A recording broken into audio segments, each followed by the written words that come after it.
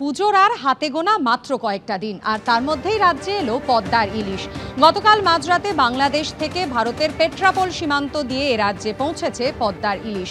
3টি ট্রাক ঢুকে এসেছে। বাংলাদেশ সরকারের 1200 মেট্রিক টন ইলিশ রফতানির অনুমতি পেয়েছে। 16ই সেপ্টেম্বর থেকে 5ই অক্টোবর পর্যন্ত ধাপে ধাপে রফতানির বরাদ দেওয়া হয়েছে। গতকাল মাঝরাতে পেট্রাপোল সীমান্ত দিয়ে ভারতে এসে পৌঁছেছে এই 3 ট্রাক ইলিশ। প্রতি ট্রাকে রয়েছে 4 টন করে ইলিশ। আসছে পরের খবরে। বেটিং অ্যাপ মামলায় এবার ইডির জিজ্ঞাসাবাদের মুখে অভিনেতা অঙ্কুশ হাজরা। প্রায় 9 ঘন্টা ধরে তাকে ম্যারাথন জিজ্ঞাসাবাদ করলেন ইডির অফিসাররা। আর এদিন তলব করা হলেও আসেননি অভিনেত্রী উর্বশী রাউতেলা। এছাড়াও কেন্দ্রীয় গোয়েন্দা সংস্থার স্ক্যানারে রয়েছেন প্রাক্তন ভারতীয় ক্রিকেটাররা। 22শে সেপ্টেম্বর রবিন উথাপ্পা এবং 23 তারিখে তলব করা হয়েছে যুবরাজ সিংকে। 24শে অভিনেতা সোনু সুদকে ডেকেছে ইডি। মিমি চক্রবর্তীর পর অঙ্কুশ হাজরা। বেটিং অ্যাপ সংক্রান্ত মামলায় পরপর দুদিনে ইডির জিজ্ঞাসাবাদের মুখে টালিগঞ্জের 2 চেনা মুখ। সোমবার মিমি চক্রবর্তীকে প্রায় 9 ঘন্টা ম্যারাথন জিজ্ঞাসাবাদ করেছিলেন ইডি অফিসাররা। মঙ্গলবার অঙ্কুশ হাজরাকেও প্রায় 9 ঘন্টা ধরে ম্যারাথন জিজ্ঞাসাবাদ চালালো এই কেন্দ্রীয় এজেন্সি। ইডি সূত্রে দাবি, এই মামলাতেই তাদের নজরে রয়েছে যুবরাজ সিং, রবিন উথাপ্পার মতো খেলোয়াড় এবং সোনু সুদের মতো অভিনেতা। সোমবার বেটিং অ্যাপ কাণ্ডে অভিনেত্রী ও প্রাক্তন তৃণমূল সাংসদ মিমি চক্রবর্তীকে প্রায় 9 ঘন্টা ধরে ম্যারাথন জিজ্ঞাসাবাদ করে এনফোর্সমেন্ট ডিরেক্টরেট। মঙ্গলবার সকালে দিল্লিতে ইডির সদর দফতরে হাজির হন অভিনেতা অঙ্কুশ হাজরা। সকাল 11টা নাগাদ আইনজীবীকে সঙ্গে নিয়ে ইডি দফতরে পৌঁছন অভিনেতা। অঙ্কুশ কিছু বলবে? অঙ্কুশ সূত্রের খবর, সকাল 11টার পর অঙ্কুশকে জিজ্ঞাসাবাদ শুরু করেন ইডি আধিকারিকরা। রাত 8টা নাগাদ ইডি দপ্তর থেকে বেরোন তিনি। ইডি সূত্রে দাবি, বেআইনি এই বেটিং অ্যাপের মাধ্যমে টাকা নয়ছয় হয়েছে এবং বিদেশে গেছে। সেই লেনদেনের গতিপথই খুঁজে বের করতে চাইছে ইডি। এই বেটিং অ্যাপের হয়ে একসঙ্গে প্রচার করেছেন অঙ্কুশ হাজরা এবং মিমি চক্রবর্তী। ইডি সূত্রে দাবি, অঙ্কুশ হাজরার কাছে জানতে চাওয়া হয় বেটিং বেআইনি জেনেও কেন এই অ্যাপের সঙ্গে যুক্ত হয়েছিলেন তিনি, তার সঙ্গে কী ধরনের চুক্তি হয়েছিল, সেই চুক্তিপত্র এদিন আনতে বলা হয়েছিল অভিনেতাকে।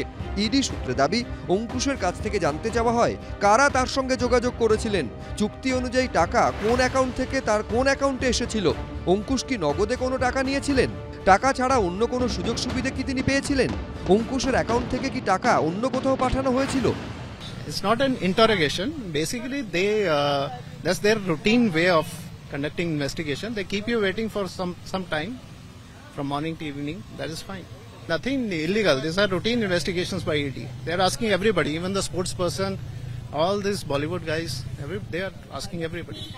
এই বেটিং অ্যাপ মামলার তদন্তেই মঙ্গলবার বলিউডের অভিনেত্রী উর্বশী রাউতেলাকে তলব করা হয়, তবে তিনি আসেননি।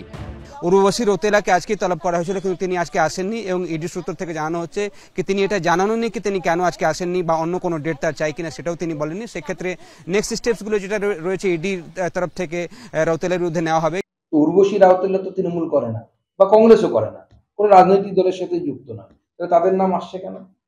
আপনি যদি বেটিং অ্যাপের সাথে যুক্ত হন, স্বাভাবিকভাবে আপনার নাম আসবে।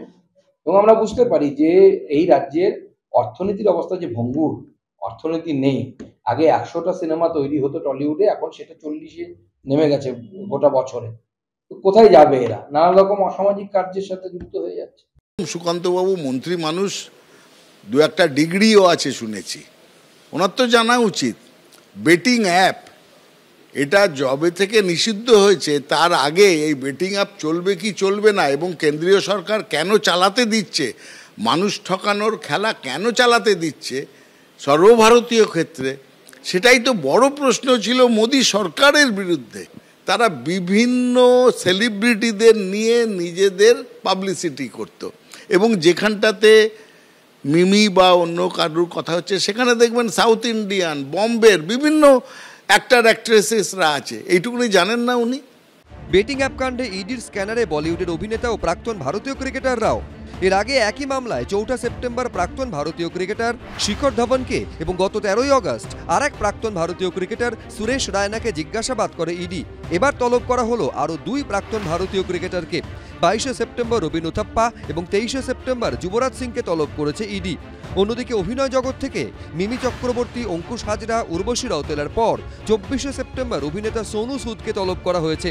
ইডি সূত্রে দাবি, এরা প্রত্যেকেই কোনো না কোনো সময় বেআইনি বেটিং অ্যাপকে প্রমোট করেছেন বা ব্র্যান্ড অ্যাম্বাসেডর হিসেবে থেকেছেন। বিজেন্দ্র সিংহ, মুন্না অগ্রওয়াল, অর্ণব মুখোপাধ্যায়, এবিপি আনন্দ। এসএসকেএমে নতুন উডবার্ন ওয়ার্ডের উদ্বোধন করলেন মমতা বন্দ্যোপাধ্যায়। 11 তলা এই ভবনের নাম রাখা হয়েছে অনন্য।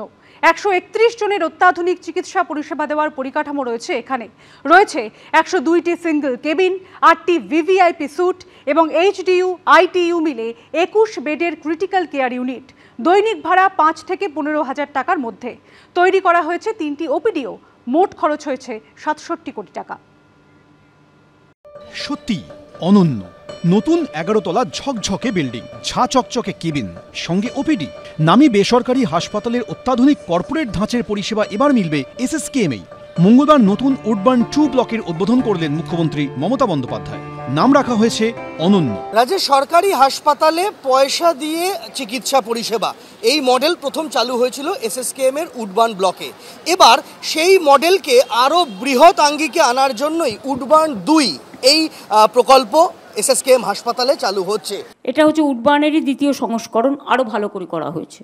এখানে তুলনায় অনেক কম খরচে বড় বড় কর্পোরেট হাসপাতাল স্তরে সমস্ত সুবিধে পাওয়া যাবে। 11 তলা বিল্ডিংয়ে অত্যাধুনিক পরিকাঠামো তৈরি করতে মোট খরচ হয়েছে 67 কোটি টাকা। এখানে মোট 131 জন রোগীকে চিকিৎসা পরিষেবা দেওয়ার পরিকাঠামো থাকছে, যার মধ্যে 102টি সিঙ্গেল কেবিন, 8টি ভিভিআইপি স্যুট, এইচডিইউ আইটিইউ মিলে আরও 21টি বেড মিলিয়ে ক্রিটিক্যাল কেয়ার ইউনিট রয়েছে। এক ছাতার তলাতেই থাকছে pathology lab, X-ray, USG, radiology সহ বিভিন্ন সুবিধা। তবে সিটি স্ক্যান ও এমআরআই এর সুবিধা পাওয়া যাবে নতুন বিল্ডিং এর উল্টো দিকে মূল উডবার্ন ব্লকের একতলায়। অনেকেই নামী বেসরকারি হাসপাতালে চিকিৎসা পরিষেবার খরচ বহন করতে পারেন না, তবে উডবার্ন 2 এ চিকিৎসার খরচ রয়েছে সাধ্যের মধ্যেই। সিঙ্গেল কেবিনের ভাড়া প্রতিদিন 5,000 টাকা। সিঙ্গেল স্যুটে কোনো রোগী থাকলে প্রতিদিন গুনতে হবে 8,000 টাকা করে। এইচডিইউ 12,000 এবং আইটিইউ এর ক্ষেত্রে প্রতিদিন বেড ভাড়া রাখা হয়েছে 15,000 টাকা। এর মধ্যেই ধরা থাকবে চিকিৎসকের ফি। তবে অস্ত্রোপচার হলে আলাদা ওটি চার্জ এবং অ্যাটেন্ডেন্ট চার্জ লাগবে। দিতে হবে বাইরে থেকে কেনা ওষুধের দামও। আপনারা খুব লার্জলি কাজটা করছেন। বিক্স আপনাদের যে রেকগনাইজ করেছেন, আগামী দিন হয়তো আরও বেশি রেকগনিশন পাবেন। স্বাস্থ্য দপ্তর থেকে 10 লক্ষ টাকা এর জন্য আপনাদের দিচ্ছি, জাস্ট অ্যাজ এ অ্যাওয়ার্ড।